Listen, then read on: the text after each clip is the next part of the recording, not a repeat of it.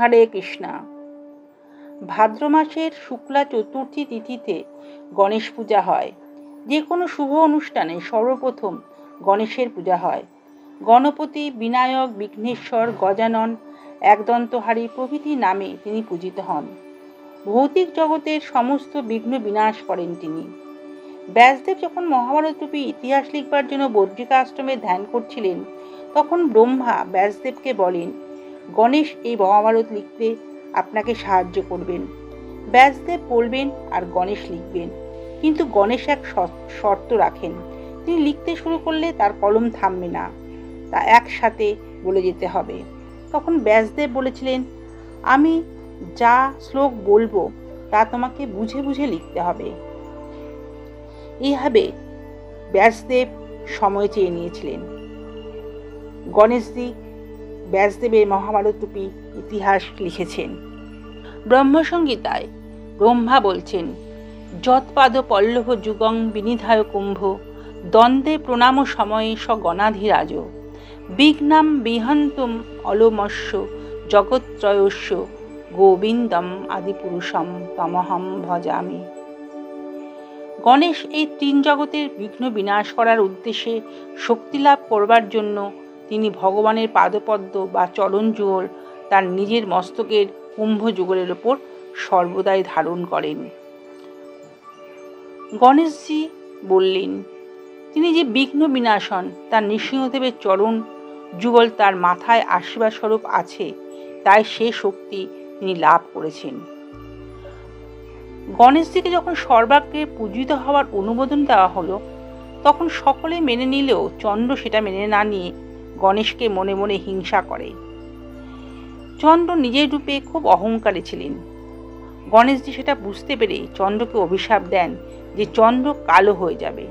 চন্দ্র তখন নিজের ভুল বুঝতে পেরে গণেশের কাছে ক্ষমা প্রার্থনা করলে গণেশ চন্দ্রকে বললেন, সূর্যের আলোকের প্রভাবে ধীরে ধীরে তোমার রূপ ফিরে পাবে, কিন্তু তোমাকে যে দণ্ড বা শাস্তি দেওয়া হয়েছে তাকে মনে রাখার জন্য ভাদ্র মাসের শুক্লপক্ষীয় চতুর্থী তিথিতে যে তোমাকে দর্শন করবে তার মিথ্যা কলঙ্ক হবে।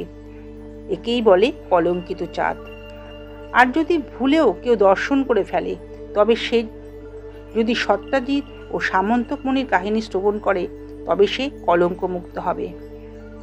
তাই গণেশজিকে কোনো সাদা রঙের জিনিস দিতে নেই। গণেশজিকে তুলসীপত্র নিবেদন করতে হয় না। সামন্তক মুনির কাহিনী। মহারাজ সত্যাজিৎ সূর্যদেবের এক মহান উপাসক হওয়ায় সূর্যদেব সন্তুষ্ট হয়ে সত্যাজিৎকে সমন্তক নামে এক অতি অদ্ভুত মণি দান করেছিলেন। মণিটির এত শক্তি যে মণিটি প্রতিদিন 2 মণেরও বেশি স্বর্ণ উৎপন্ন করছিল। বৌদ্ধশাস্ত্র থেকে জানা যায় যে পৃথিবীর যেখানেই মণিটি পূজা হবে সেখানে দুর্ভিক্ষ, মহামারী, ব্যাধি আদি কোনো অশুভ ঘটনা ঘটবে না। শ্রীকৃষ্ণ সত্যাজিৎকে বলেন, সমন্তক মণিটি মহারাজ উগ্রসেনকে অর্পণ করতে, কেননা সর্বোত্তম বস্তু রাজাকে দেওয়া উচিত। সত্যাজিৎ সেই কথায় কর্ণপাত করলেন না। একদিন সত্যাজিতের ভাই প্রসেন মণিটি তার কণ্ঠে ধারণ করে বনে গেছিলেন। সেখানে এক বিরাট সিংহ তাকে আক্রমণ করে মণিটি নিয়ে চলে যায়। গরিলাদের রাজা জাম্ববান সিংহটিকে মেরে মণিটি নিয়ে চলে যায়। বন থেকে যখন প্রসেন ফিরল না, তখন সত্যাজিৎ বলে যে প্রসেনকে বধ করে শ্রীকৃষ্ণ সমন্তক মণিটি নিয়ে চলে গেছে। এইভাবে অপবাদ রটায় শ্রীকৃষ্ণ কিছু দ্বারকাবাসীকে সঙ্গে নিয়ে বনে গিয়ে সমন্তক মণির সন্ধান করেন। সেই বনে 28 দিন ধরে শ্রীকৃষ্ণ জাম্ববানের অবিরাম যুদ্ধ চলে। শেষ পর্যন্ত জাম্ববান তার কন্যা জাম্ববতী সহ সমন্তক মণিটি শ্রীকৃষ্ণকে উপহার দেন। এইভাবে জাম্ববতীর সঙ্গে শ্রীকৃষ্ণের বিবাহ হয় ও মণিটি শ্রীকৃষ্ণ সত্যাজিৎকে ফিরিয়ে দেন। সত্যাজিৎ এই ঘটনা জানার পর লজ্জিত হন ও তিনি তার সুন্দরী ও গুণসম্পন্ন কন্যা সত্যভামা ও মণি উভয় পরমেশ্বর ভগবানকে সম্প্রদান করলেন। ভগবান শ্রীকৃষ্ণ সন্তুষ্ট হয়ে সত্যাজিৎকে জানালেন যে সমন্তক মণিতে তার কোনো প্রয়োজন নেই, আপনার কাছে মন্দিরেই মণিটি থাকুক, আমরা সকলেই মণিটি থেকে উপকৃত হব। মণিটি অবস্থানের ফলে দ্বারকাপুরীতে আর কখনো তাপাদিক্ষ, শৈত্যাদিক্ষ, মহামারী বা দুর্ভিক্ষের প্রাদুর্ভাব হবে না। বিঘ্ন বিনাশম গণেশজির জয়।